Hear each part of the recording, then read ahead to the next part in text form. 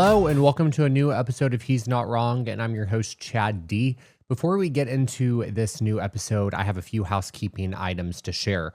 First, we have a lot of new listeners, so go ahead and pause this episode and give us a rating and review on whatever platform that you're listening to me on right now.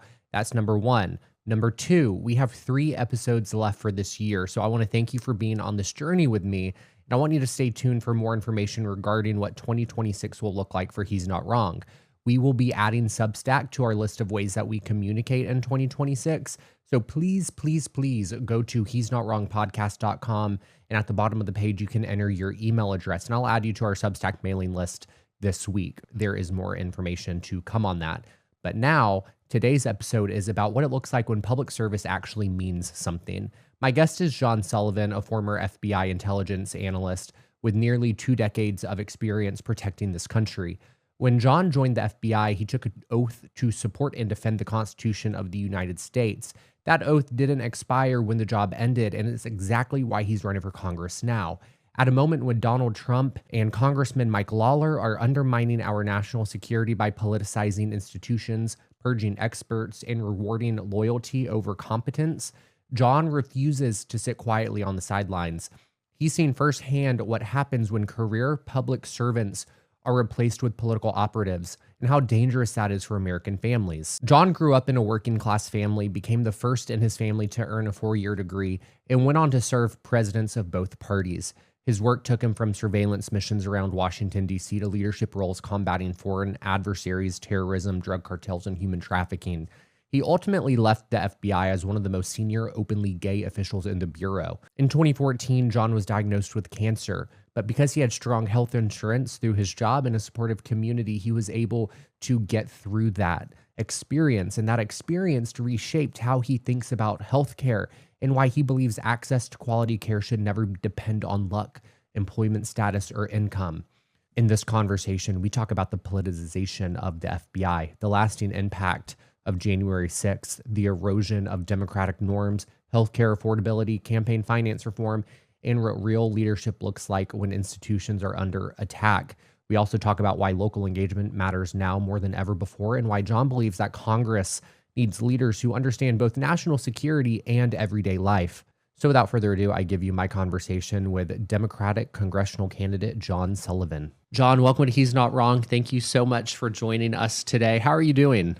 No, thanks so much for having me. I'm doing great. Thanks. It's the state of the world is a little bit crazy at the moment, but doing everything possible to make sure that we're keeping the fight to Trump and those in the administration.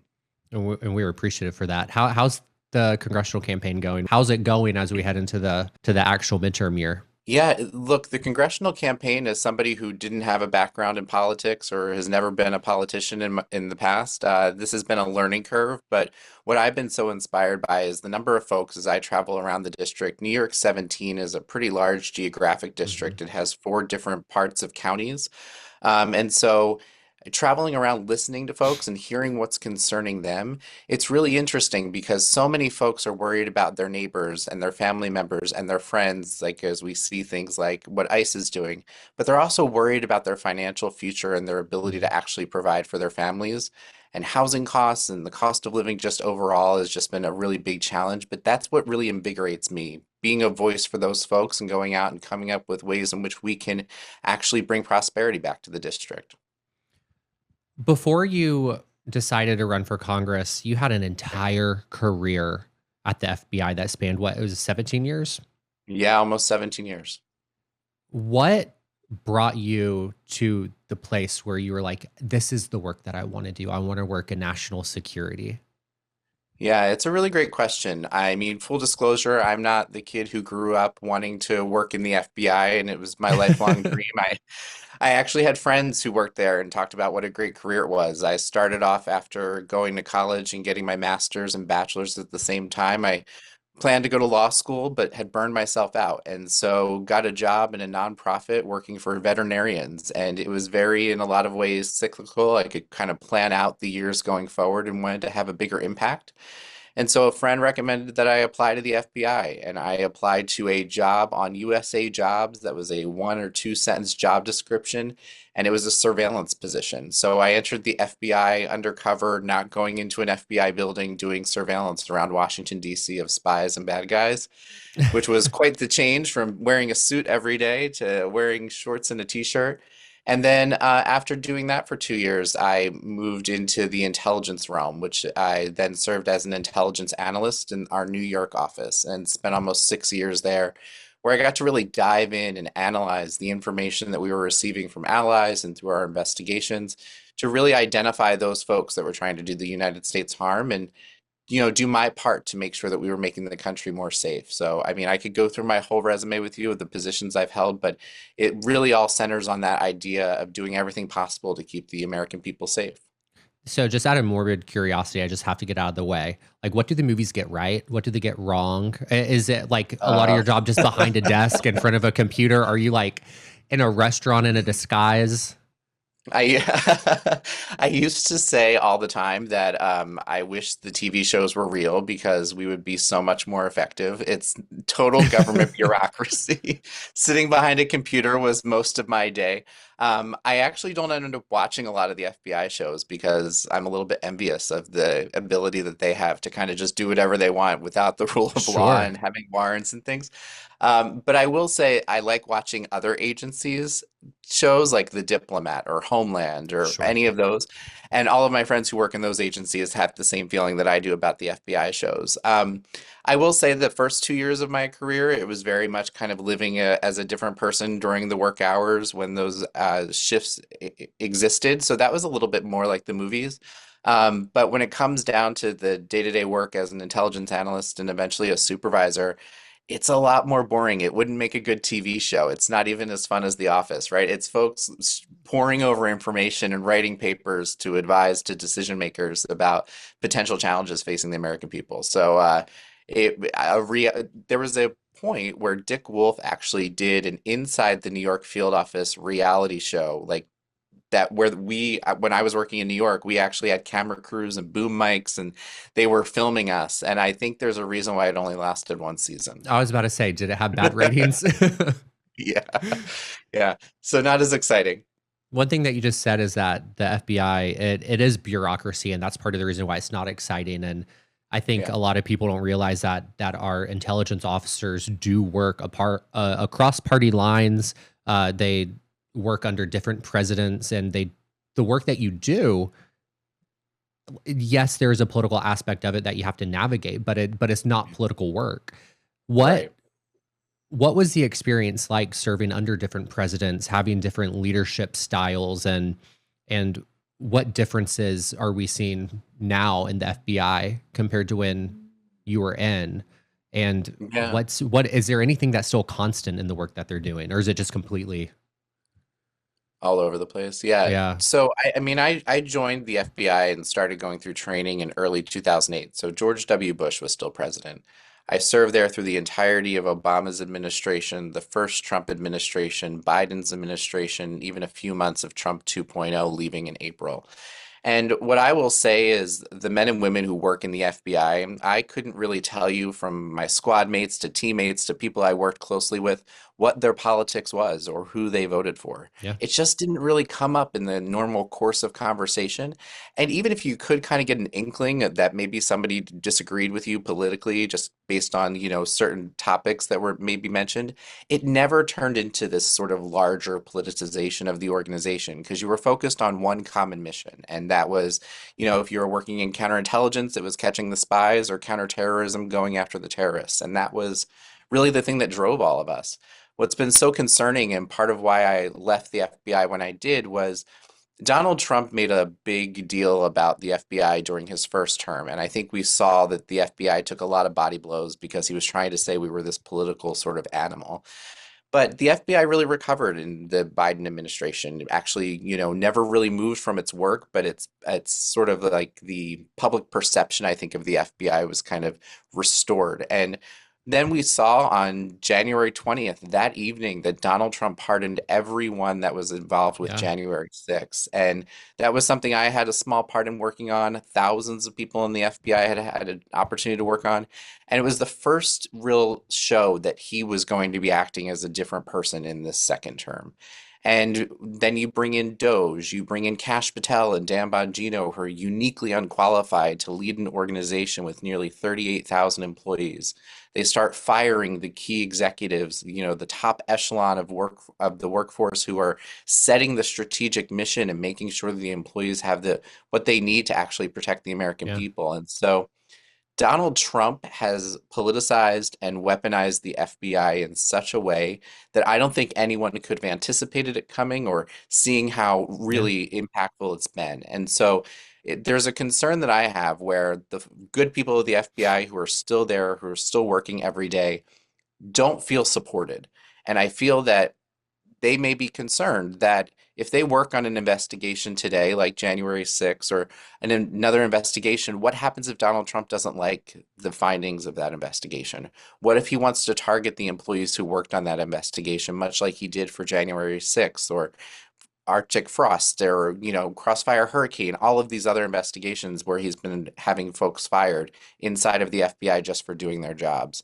And what that all leads to is less employees, less folks who are smart in these issues, who know how to do their job, actually protecting the American people every day.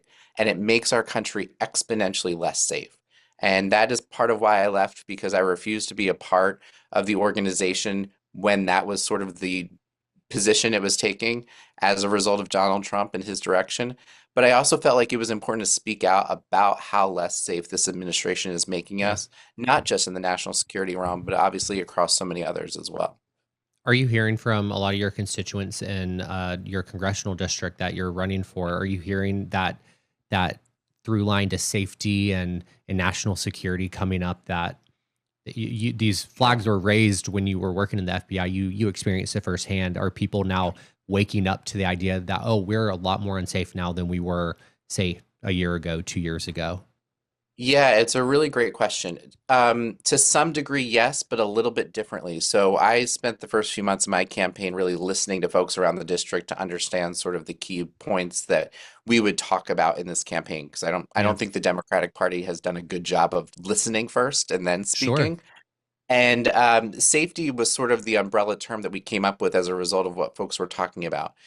It's hard for Americans to understand, and constituents here in New York 17, how less safe they're being made by an administration from an outside adversary, because the FBI doesn't do a good job of talking about the number of attacks that it stops. You Mm. only know about the ones that actually get through.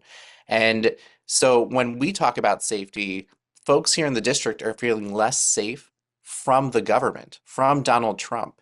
They're feeling that, with ICE coming into our district and arresting a 4-year-old and doing what they're doing now to kind of destabilize the economy with tariffs, they are feeling less safe and secure, not necessarily because of China's influence or Russia's influence, but because of Donald Trump and what he's doing. And so we still talk about the national security sort of larger realm of Russia and China. It may be in relation to the war in Ukraine or even in Israel and Gaza. But for them, for the most part, it's kind of the chaos is the point, and it's making people really feel unsettled and uncentered. And that's really the big challenge is, and when we talk about safety, we also talk about gun safety, which is something that a lot of congressional campaigns don't take on full throttle. And it's something I've been focusing on a lot because Yeah. it's something that folks here are concerned about, just as Americans who are seeing the proliferation of guns across our country. Yeah. I want to take it back just a little bit, because you talked about how, and at the FBI, you didn't know if your coworkers were what party they affiliated with, how they voted, but you all did have something in common, and that was that you took an oath to Yeah, defend the Constitution. And that's right. right now, I don't think I know what we're seeing happen across the country right now with the Republican Party is this attack on the Constitution. Whatever they want it to say, they Yeah. just tell people it says that, and I think their followers just go along with it. But it's a Mhm. complete disregard for what the Constitution actually says and what it's supposed to do and what it defends for when it comes to our rights. And one thing that I really appreciate that you've said before is that the oath that you took to the Constitution is one of the most important things that you've taken. And I want to know what you mean by that. And what does it mean now after we've seen all these attacks happen to the Constitution since you first took that oath when I'm assuming in 2008? Yeah, yeah. So I took it a couple times as you enter into different positions. Sometimes they redo the oath, but that first time that you take the oath and swear to spend your time and your life to uphold and defend the Constitution of the United States, you almost get goosebumps because Yeah. you are being trusted with this awesome responsibility to do the right thing and to follow the evidence and protect the American people. And you're one of many thousands across the government who take a similar oath, but it's the idea that you have a part to play in keeping the country safe and moving forward. I even had the opportunity as an executive before I left the FBI to administer the oath to new employees and to tell them about the awesome privilege we were having to swear this oath and protect the American people. And you still see it in other people's eyes that this is when it gets real. You can go through training for months at Quantico, you can do all of the hard exams and tests, but when you're up there and you're raising your right hand and swearing that oath and repeating after those who are administering it, that's when it really gets to be real. And what we're seeing now is Donald Trump and the members of Congress who took their oath on January 6th of this year, they are doing everything possible to serve and defend one person, Yeah. and that is Yeah. Donald Trump. They are not thinking about the greater American people or the norms and processes that we have in this country to ensure the rule of law and due process. They are only worried about the idea of protecting one man, which is exactly why we have a constitution.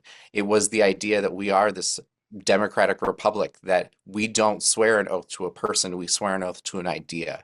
And it really requires the entire government working together to with that same idea in mind for that oath to really be held. You led a team of analysts in identifying the individuals who stormed the Capitol, and that was a direct attack, not just on the Capitol, but on our Constitution Yeah. and on our system of government. What did you learn about extremism in America from that process? Because you had a very unique viewpoint on for January 6th. I remember where I Yeah. was. I was at Yeah. work. I was streaming it on my computer, but you literally were like a mile away from the Capitol when it happened. So Yeah. you you were close to it. You worked Yeah. on the case for it. Yeah. What did you learn from about extremism in America from that? You know, so many things you kind of learn because every person who partook in January 6th in some way had a different or motivation in some way. But I think what I found as I kind of sat back and sat with it after the team had done some of the initial work, and again, it was the very early stages, and then things moved on to other investigative teams. But it was the idea that folks can get so caught up in the narrative, sort of the story of one person, Donald Trump, that it allows them to act in a way that they never would have acted if it had been years prior, right? Yeah. And so a lot of the norms of our society were broken before that day, but that day was sort of the culmination of anger and frustration and concern from all these folks. And what ended up happening was they were trying to stop the certification of a presidential election because the guy they liked didn't win. It's something that we have tackled throughout our history. There are always people who our elections are usually pretty close, and there's about half the country who's maybe not happy with the winner. But this was a unique change, and it was almost this mentality that Donald Trump had taken on such a large part of the headspace for these folks that they didn't see a world functioning without Donald Trump. And so they acted in such a way where they kind of became this extremist. I mean, you can look at folks who participated in January 6th. One of them is a former FBI agent who was at the Capitol yelling to harm the police officers. And he was someone that I had previously worked with for a period of time. He was arrested, he was on trial, he was pardoned by Donald Trump in this second term, and now he holds a high level appointed position in the Justice Department. So you just see these folks who, even like that individual who had always operated under the idea of swearing that oath and taking that oath seriously, who got caught up in the lies and the misinformation of Donald Trump. and acted in a way that it was completely out of character. And it just shows how fragile our democracy is, how our democracy really requires the will of the people Yeah. to uphold it. And I think, the response to January 6th and the days and even the Biden presidency afterwards was really important about calling those things out. But now we've entered into a kind of second era of the dark times of Donald Trump where Yep. those folks are feeling vindicated. And they shouldn't. They're criminals who actually attacked the Capitol and attacked law enforcement and killed people. And now we have a situation where institutions, government agencies, pediatric cancer research are all being under attack now because Donald Trump feels some way about those topics. It's so much, and you've laid it out beautifully about how much has changed just even in the short time that he's been in office for the second time. Yeah. And he has put into leadership at the FBI Kash Patel, Dan Bongino. Um, what threat specifically, and if you can't say specifically or give specifics to your thoughts on this, then we can talk high level overview. But what is being missed that actually is threatening our safety in this country with them in control? Does that make sense? Mm.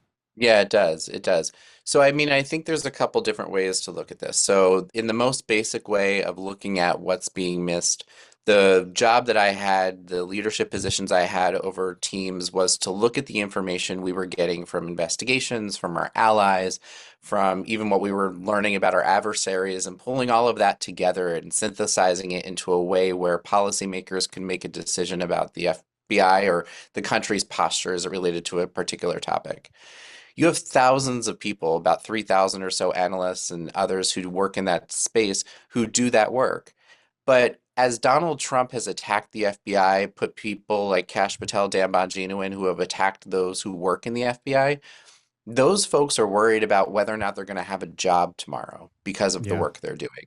These are regular people who have to pay their bills and raise their kids and care for their elderly parents. And so I saw in the initial sort of response to the Trump administration and the pardoning of January 6th, so many folks were spending a lot of their day on LinkedIn looking for another job. They were looking for security and safety when it came to their family and their well-being. And I think as we Mm. just see attack after attack on the FBI, I have to imagine that's still ongoing. And so for the American people, those folks are not spending these 8 hours a day that they were spending reading and synthesizing that information. They're at least spending some of that day or their evening consumed with trying to protect them and their family. And so when you allow all of this outside noise to come in, it makes us all less safe because we're all human. We all want to make sure that we can kind of get through the day and raise our families and spend time with our friends. But if you are so concerned about whether or not you have a job tomorrow, not because you aren't good at it, but because Donald Trump doesn't like the work you did, which in many cases in the FBI, you're assigned to the work. You're not picking from a menu. And so the idea that you could end up in this situation, I think, is a lot from that outside influence.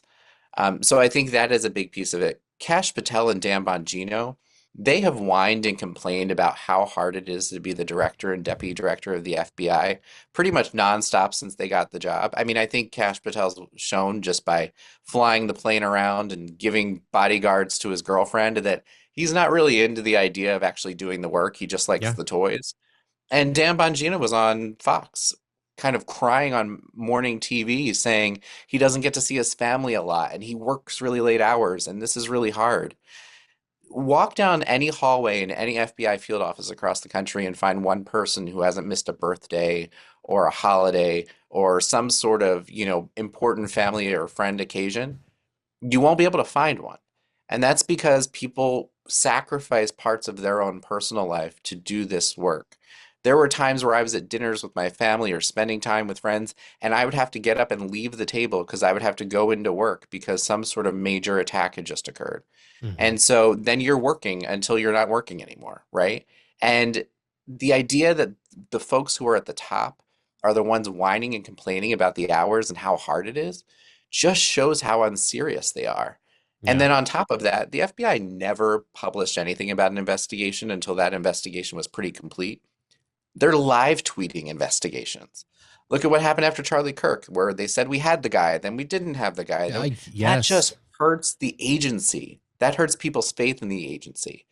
And Dan Bongino's tweeting just as much, right, about things that are ongoing because he's getting it in his Twitter feed. So it's just absolutely unserious the way they're acting, and it's Yeah. putting all of our safety and security at risk. I did Dan Bongino. It was some interview. I think it was on Fox within the past week or two. Pretty much admitted that he is paid to Oh yeah, spread falsehoods, and yeah, it goes to show just how little respect that he has for law and order, for truth, for yeah, transparency, for fact. Like he admitted, like I get paid to spread falsehoods. Like once I'm out of the FBI, I'm going to do it again. Like how do yeah, we not know that that is not your MO while you are in the FBI? Like it just is mind blowing. And I yep, appreciate what you just said about the sacrifice that it takes to do the work that you are doing and what so many people are still doing who yeah, take their oath and their job seriously. My dad was in the Air Force my entire childhood up until like 4 or 5 years ago. 2020, he retired. And I just, the level of respect I have for people who defend our country and who work in the intelligence community is just very immense. There are so many milestones that were missed, yeah, but there was a calling that was greater than himself, than right. yourself, that you recognize the need to do the work that you're doing. And it's a calling and not everyone has it. And I think the people who are in charge right now absolutely do not have it. And you laid out that case perfectly. Yeah, and if I could just add on really quickly, the people who are still in the FBI or name your agency in the national security apparatus, they have that calling, but what really motivated me was you can actually do some real good. Yeah. And what's wild about the work that you do, whether it's the military or the national security world, you can never talk about the thing you stopped. You don't go home and say to your spouse or your friends or your family, "Oh, I was missing that birthday because I had to stop this terrorist from doing X." That you have a family and a community around you that just accept the fact that when you say, "I got to go to work, I got to go to work." Yeah. And so it's a sacrifice even beyond those folks who are in the building. What moment, what moment was it that you said, I can't do this anymore? What Yeah. happened? There was kind of a quick succession. So one was the gut punch of pardoning January 6ers on Yep. January 20th, and sort of the repercussions of that. And then there was a list being built of folks who had worked on January 6th, and their employee ID numbers and names were being compiled to go to Emile Beauvais and then eventually to Pam Bondi for reasons unknown, and assumed I was part of that list. I had many employees who were. And then when the attacks on DEI and the idea of celebrating everyone who works in our organization for who they are and what they bring as a perspective that's unique. I had the privilege of being one of the highest ranking openly gay officials in the FBI. I also had the opportunity of being the executive champion, which is sort of the formal leadership role for FBI Pride. And in the FBI, as a result of the kind of attacks on DEI, we had to disband that group. We had to tell folks who felt that as a safe home and a place of community that we could no longer operate in the same way we had, and take down flags and things that were around the building as a result to almost protect employees by hiding them in some way. And this was across every employee resource group, whether it was, FBI Pride or something else. And then in late February, early March, mid-March, I got a call from Doge, actually to my office wanting to take money away from the program that I ran at that point, which was the advanced training of the entire FBI across all topics. It was kind of like anything you do after you graduate Quantico, even though I worked really closely with the team in Quantico on basic training as well, kind of saying it wasn't efficient or important. And I immediately looked to what was left of my supervisory chain and said, we're going to fight back. I mean, at the end of the day, we're the FBI, so we're going to do what we do and Yeah. we're going to ignore this. And the answer was not an emphatic yes. It was kind of, well, let's see how maybe we can convince them, maybe we can show them. And that's when I realized in that moment that I had to come home and have a hard conversation with my husband and talk about the idea that, you know what, I'm going to be asked just based on the pivot inside the FBI at some point soon to do something that I find illegal or immoral or in some way I can't personally square in myself. And so I'm going to have to resign. And I think people should know how less safe we're being made. And, that was just one example. But the timing wasn't great because my husband at the time was working for USAID. And so, right around when I made that decision, he also found out his agency was gone and he was unemployed. But, it was that kind of leaping off and saying, there's something bigger here and I can honor that oath in another way. And that's speaking out. I see that you have a pride flag behind you. Yeah. You Yeah. were This was you. the one in my office. I was gonna ask, is that the one? Yeah, yeah. It was gifted to me by the leader of FBI Pride at the time when I kind of took on the former role. And I had it up in my office behind me for every meeting I had. We had a great leadership team in my division where even in our conference room, we had an FBI Pride flag that was, a full size flag. Um, it was a world where nobody thought twice. You know what I mean? It was Yeah. just no one who came in ever said, "Oh, what's that about?" Never. If anything, people are like, "Oh, where do I get one of those? That's pretty cool. That's great that we have those." Now And it's then things just, changed, right? That you were asked to yeah. remove it. Yeah, so I was asked to remove it right after the FBI Pride sort of decision was made to shut down the organization. And I was told that I should remove it from my office. And I said, no, thanks. I'm not going to do that. If that's a problem for somebody, they can come in here and we can talk about it. But I didn't remove it. And I mean, we've even witnessed in the recent past, just a few weeks ago, where an FBI employee who had been an employee for a while, then transitioned to become an agent, went to agent training, was dismissed from Quantico at near the end of their training because at a point in the past they had had a pride flag in their cubicle that they had gotten permission to keep up because someone must have reported them, and Cash Patel sent them a letter at training and said you're fired effective immediately. It blows my mind how incapable so many people are at seeing just how horrible the administration is across all levels to Yeah, minority groups, to the LGBTQ plus community. As a gay man in Alabama, I have every single day I'm fighting to tell people that, like, who say, and this is a point of contention with me and a lot of people who are like, I love you. And I'm like, no, you don't.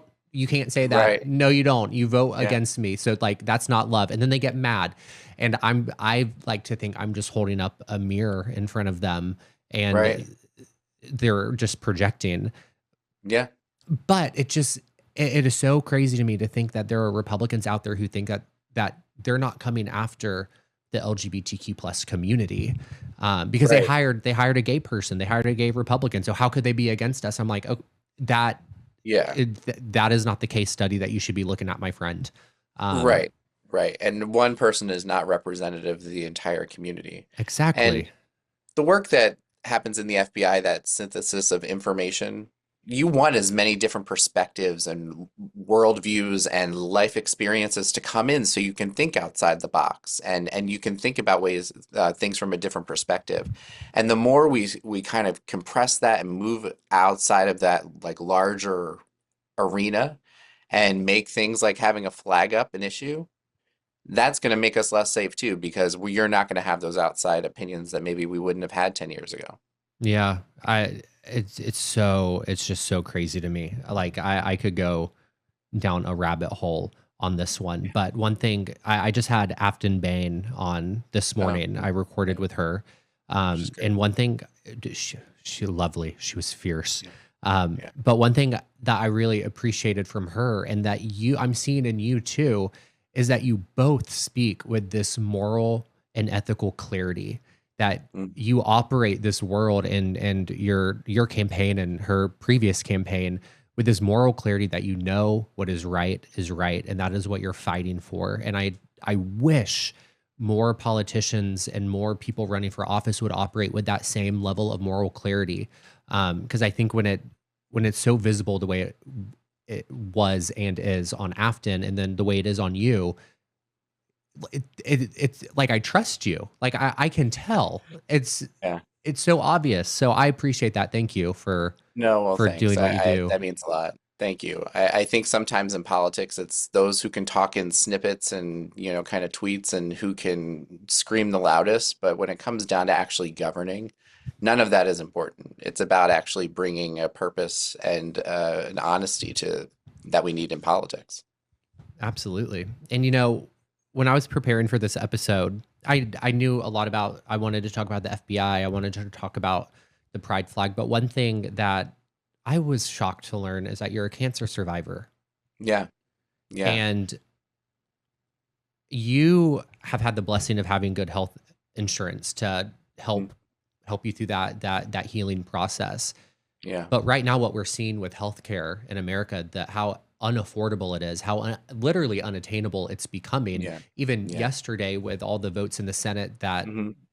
they rejected, that would uh, renew the ACA subsidies. Right. They're making it so difficult for people who find themselves in the position that you found yourself in to get that same level of care. And so, what I'm Yeah, wondering is how, with your perspective, how is that informing how you're tackling this issue on your yeah. congressional campaign? I mean, immensely. We talk about affordability in the campaign and safety and accountability and affordability. Obviously, we can talk about the cost of everyday goods, but I really talk about it from the healthcare perspective because no one plans to get sick. You Yep. just do get sick. And I was overseas in Africa working on counterterrorism investigations for the FBI, and I was in Mali during Ebola and realized something was wrong. And came back to the United States and went to Memorial Sloan Kettering and was diagnosed with cancer. And the entire world upended, right? I thought maybe there was I was going to get some a medicine and go back to Africa, and suddenly your life is changed. And the amount of money that I spent in insurance coverage, I will never pay back in premiums, right? It was just exponential. And I was 30 years old, so what 30-year-old thinks they're going to get sick? Yeah. But here's the deal. I didn't have to worry about the financial stress of it at the end of the day because I had a good health insurance plan. And honestly, in a lot of ways, yeah, you're dealing with paperwork and pre-authorizations, and a lot of that is entirely too complicated more than it needs to be. Mm. But I walked out with a very minimal amount of money out of pocket. And I've had family members who are on Medicaid or Medicaid disability, folks who have to just have basic health care because they do have chronic conditions. And what we're witnessing now, whether it was the big ugly bill, as I call it, where, Yep. they cut millions of folks off of their Medicaid. Here in New York 17, 32,000 people are going to lose access to their Medicaid coverage. That's going to start just a few days after the 2026 midterm election. Interestingly enough, all the good stuff, the benefits come now, the hurt comes later. Yeah. But then add on top of that the subsidies issue that we're talking about and why they shut down government, and then the Democrats kind of caved on that. And I think in a lot of ways, those health premiums that are going up, by double, triple, are not just for folks who are on the ACA exchange. Those are going to have a trickle effect to anyone who has health care, whether it's through their employer or private insurance, because the slack will need to be picked up. And hospitals are closing, rural hospitals, VA hospitals are closing, primarily because of the anticipated loss of Medicaid funding that keeps their organizations and their staff on board. We've had hospitals just outside of this district that have lowered their trauma level from a 1 to a 3, who have started firing techs and others inside the hospital because they will not be able to function without Medicaid dollars. And when you then add another several million, up to 10, 15 million people who are on ACA exchanges now, unable to afford health care and making that terrible choice not to have the health care, we go back to the emergency room being the primary care physician that will impact everyone, healthcare or not. And I think it's just really important to say that Congress could act. They could do something about this, Absolutely. and they're choosing not to. Well, here's the deal. How about they get on the ACA? How about they actually live with the idea of these subsidies? Because they're getting from the Federal Employee Health Benefit Program, which is what I was a part of, where it's this laundry list of different health insurances you can pay for with, the premiums aren't any different than they are anywhere else, but they don't have to worry about their coverage. I think that Congress needs to feel this. Also, like if you shut down the government, they shouldn't be getting paid. There are just basic things that Congress needs to feel the heat a little bit more, I think, and understand the impact they're having on everyday Americans. But For sure. when when I left the FBI and my husband lost his position at USAID and then eventually left the government, the challenge that we ran into is our healthcare was running out and we had to find healthcare. And so we were on the exchange looking at plans and possibilities. And we have a 7-year-old son who has never found anything too tall to jump off of. So we know that we need to be prepared for that ER visit. Yeah. And the cost of healthcare for a family of three, a non-catastrophic plan, was over $2,000 a month. That same plan is going to go up to $2,700 a month. As somebody who has been sick, who has had cancer, who wants to make sure my family is protected, we were having the conversation of can we afford it? That is going to happen to so many people in this country, and it's coming just in a week or so. Yeah. And the idea that Congress is just kind of letting it go by is so infuriating to me, and it's why the representative in this district right now, Mike Lawler, is uniquely unsuited to sit in that position any longer because he voted for the big ugly bill and then he is sitting by while these subsidies fall apart. It's disgusting. It truly is. I live in Birmingham, Alabama, and Yeah. we have our, not only does the national healthcare crisis have implications here, obviously, but we have our own problems. Our rural hospitals are closing too. But in a place like Alabama, Yeah. like rural hospitals are everything. So Birmingham, I'm a map person. I assume everyone is familiar with the placement of cities on maps. Like I cannot function if I do Yeah. not know where's north, south, or if I like Right. know where am geographically on a map. So I'm assuming you know kind of the layout of Alabama and where Yep. Birmingham is, and it's like very central, and then it's just surrounded by a bunch of rural small towns, Hmm. and so many of those rural hospitals have closed that they're quite literally, I am not kidding. There are places in Alabama where if you had a heart attack, you would die because you would not make it to a hospital fast enough to be able to get treatment. And for a lot of people, the closest hospital is 2.5 hours away in Birmingham. Yeah. Like, That's crazy. It's in the wealthiest, one of the wealthiest nations on earth. The idea that we can't provide a healthcare infrastructure and we have a government that is choosing to degrade it even more. Look, the Affordable Care Act is 15 years old. There are ways to improve it. It definitely needs to be modified and enhanced based on sure, what's happened, but just gutting pieces of it. And Trump did a lot of this in the first term, the individual mandate and other subsidies that he cut. They've been picking at this thing and ripping it apart and then making it less likely for someone in Birmingham to be able to go to a hospital that's nearby because the hospitals can't bring in the revenue needed to operate. sure. And one of my biggest gripes is the fact that um, I've had you're the third straight guest where I've apologized for having Katie Britt and Tommy Tuberville in the U.S. Senate. I did not vote for them, obviously, but Yeah. I feel the responsibility to apologize to every person that I can that's outside of Alabama. So I'm so sorry. I But have a very good friend in Tennessee, and she apologizes a lot, but was working really hard for Afton. So there's glimmers of hope. right, and we're gonna get into hope in a minute. But um, Katie Britt, all throughout the shutdown, was commenting on the ACA, saying it's broken. We have to repeal it. And one thing that I don't think a lot of voters realize is Democrats acknowledge that it's not the best. Right. It's it is there. It is giving people health care. It is life saving for Yeah. millions. Yeah.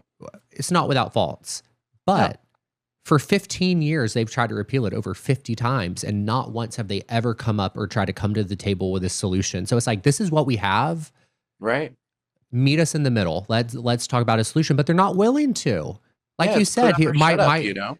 yeah, Mike Lawler is gonna sit there and vote to not extend the subsidies, and he's gonna vote for the big beautiful bill, or big ugly bill, I should say. Yeah. But he can't. I guarantee it. He's not once ever even thought about what a solution might look like. No, and he talks about kind of being this moderate. He runs on this idea that he's some level of single digits most moderate member of Congress in the Republican caucus, which I think is a weird low bar. But here's the thing. Uh, he just brought pretty much all of the top hits of Trump's administration to this district in quick succession for fundraisers. So he had Ted Cruz here. He had um, uh, Speaker Johnson was just here on the 7th for a fundraiser. Like the idea that, you know, our members of Congress aren't looking out for the American people.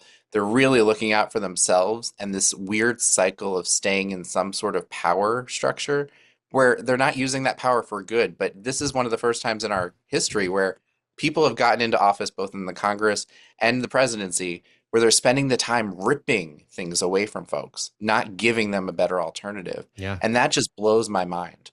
Yeah, mine as well. What from the ground, what on all these topics we've talked about, what Yeah. are you hearing from the people on the ground? What are they saying to you on a daily basis? So it's kind of a few things. So people are really fed up. They're just tired and exhausted from the idea of waking up every morning and seeing more news alerts about something Trump did when he should have been sleeping. They're also angry at Mike Lawler, specifically for votes he's been taking because, look, Mike Lawler had the benefit of Joe Biden being president during his first term, and that allowed him to yell and scream a lot, but he didn't get a lot of his crazy ideas passed. Yeah. Now they're coming to fruition. He's got a voting record he's going to have to stand up for. He's a guy who said, when asked on Face the Nation or one of the shows, what do you think about everything that's happening with the ICE agents and National Guard, he said all of the above, send them all to New York. So that's sort of the stance that he's taking. And folks are really concerned about their neighbors and their friends. I mean, we have had, I mentioned at the beginning, we've had a lot of folks here in this district where ICE shows up and a 4-year-old was arrested off of their mother's like hands, and the mother was taken too and then released later. That has long-term traumatic challenges. Like that kid won't play outside in the yard anymore because when they hear the police sirens, they think they're coming back for them. Yeah. So folks are just wanting common sense again, just somebody who will listen. I have said to folks that if when I win this seat, I'm not going to be sitting in Washington all day, every day, and going to fundraisers. It'll be coming back to the district and sitting in living rooms and coffee shops and saying, how can I do better? Where am I messing up? What am I not covering for you? Because that's the idea of a democracy. And the other thing that I've said to folks that's been resonating is I am running for a temp job. I'm not running for a lifelong career. I am not running for a lifelong appointment. I am running to go to Washington to do all the good that I can and then step back and live under the laws I've helped pass and make room for the next person. The idea that we don't have folks revolving in and out of Congress on a regular basis to bring in fresh blood is just part of the system and part of the challenge that we're seeing. And one of the first things I'll implement and propose as legislation, if it doesn't get past this Congress, is going to be to stop the stock trading because Yeah. you shouldn't go in worth $700,000 in Marjorie Taylor Greene's case and come out worth 25 million. Yeah. That is when you are doing everything wrong and not looking out for the folks you represent.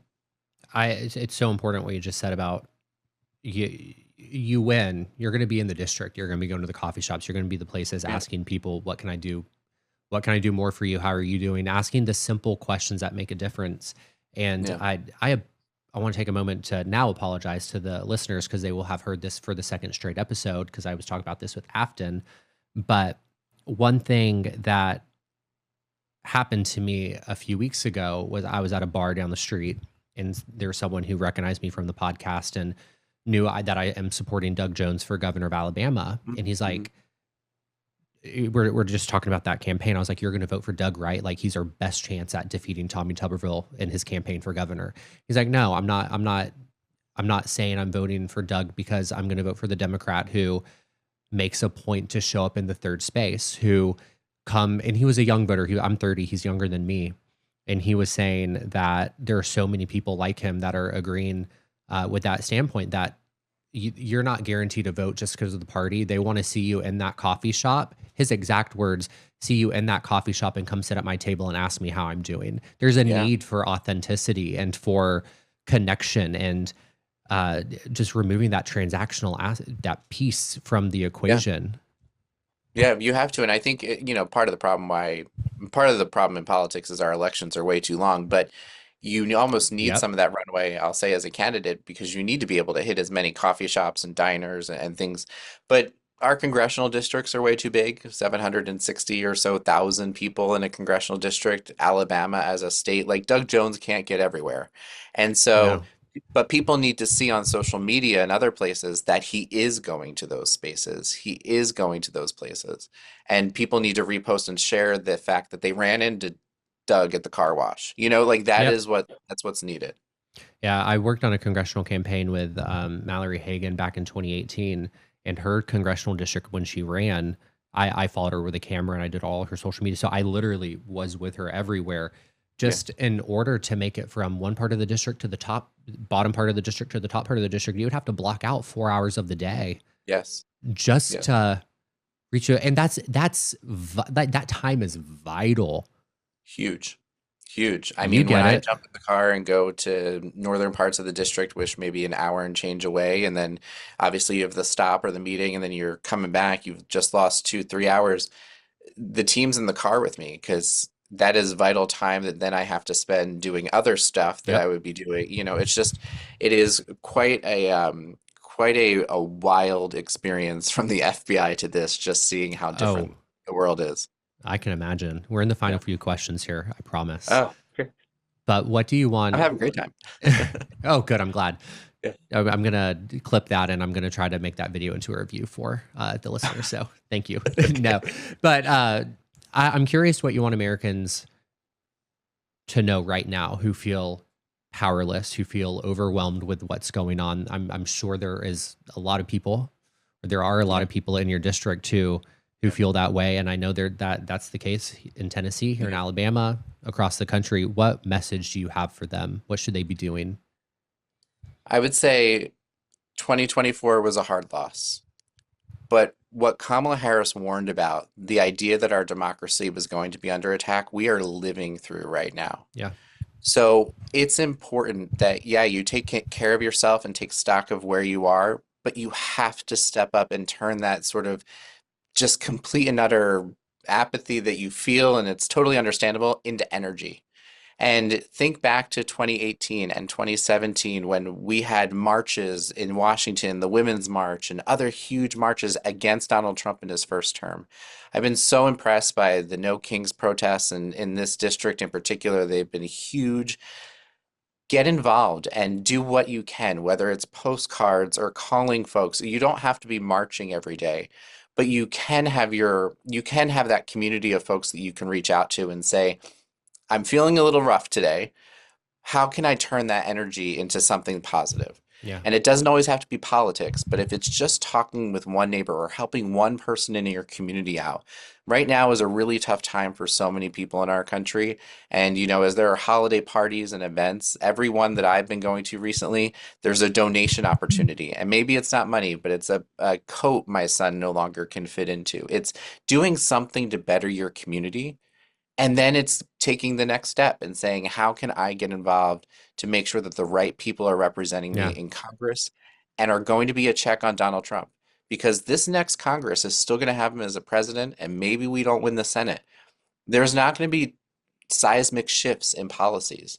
But what we can do is do oversight. We can hold them accountable for what they've done and turn him into a lame duck and stop him from going forward. The B storyline to this entire podcast. A storyline, I'm not wrong about Yeah. anything.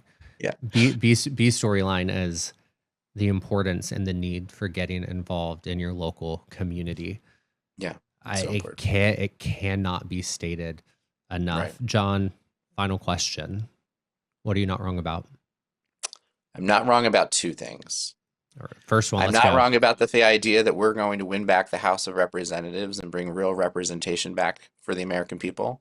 Okay. And I'm not wrong about that we have to get campaign finance reform in check, because money in politics is an entirely different beast that literally allows campaigns to live or die regardless of your message. And it's such an important topic. And we should be counting on our representatives and courts to change the way in which we fund campaigns. You are not wrong about that. John, thank you so much for your time, Thanks, Chad. for joining us today. Hopefully in the coming months we'll have you back on with a campaign update. Yeah. The listeners are going to hear about this on the last episode of the year, but we'll tease it here that I'm dedicating He's Not Wrong to races all across the country in 2026 and covering the midterms. So if you're running for office now and I've interviewed you, we're going to be keeping in touch. We're going to we Okay. hopefully, if you're willing, have you back on, and we're going to be Yeah. following your campaign. And we are so thankful for all the work you're doing and for the truth that you're speaking from the bottom of my heart. Thank you. No, thank you, Chad. Love to be back.